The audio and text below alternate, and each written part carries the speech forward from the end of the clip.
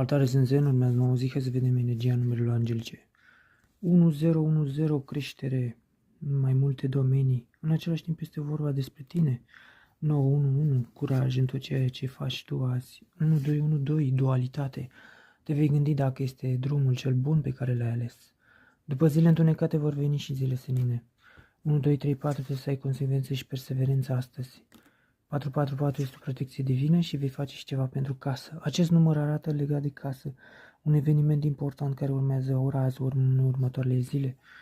În același timp este vorba despre 1313, claritate în gândurile tale este necesară.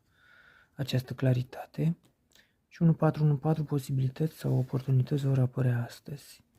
333, potențial infinit pentru ceea ce vrei să faci. Această carte care arată numărul 333 spune să ai echilibru fizic, psihic și spiritual. Este important. 1-1, intuiția să ascultă și îți aduce ceva important astăzi. O zi bună, îți doresc.